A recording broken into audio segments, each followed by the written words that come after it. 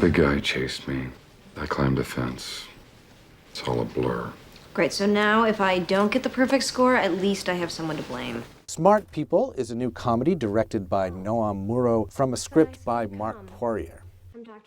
Its impressive cast includes Thomas Hayden Church, Sarah Jessica Parker, and Juno's Ellen Page, but it's all really anchored by Dennis Quaid, who plays a middle-aged English professor at Carnegie Mellon in Pittsburgh. I reread your essay, and at first I considered giving it a higher grade, but then I decided that the C should stick. He's a widower with 2 grown children, and he's a first-class contrarian and curmudgeon. I should have been more diplomatic and less pompous as your professor. The character's name is Lawrence Weatherhold. He teaches Victorian literature. He's shopping around an unpublishable manuscript attacking every other school of critical thought in the universe, and he's just basically a grouchy, contrarian guy. I haven't been on a date in a while. He has 2 grown children, one of them who lives with him, his daughter, a high school senior, played by Ellen Page. Well, Vanessa here's the perfect little housewife. I mean, daughter. Oh, well, yes, if by perfect you mean not retarded / suffering from insurmountable credit card debt, then yes, I am indeed perfect. One day his adoptive brother, Chuck, that's Thomas Hayden Church, shows up to sleep on his couch, try to borrow money, and just generally be a nuisance. I'm a little low on cash right now.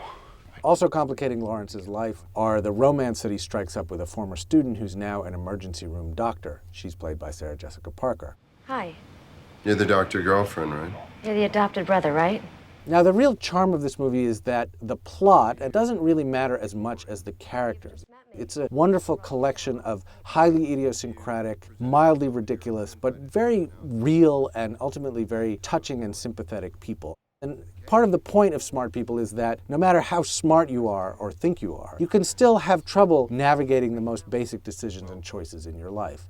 And no matter how far along in life you get, you still face these basic questions. How are you going to act? Who are you going to be? How are you going to relate to the people around you? What is happiness going to consist of for you? And what makes this movie, I think, unusually rich and subtle is that it faces these questions without predetermined answers, without a lot of sentimentality. Don't forget!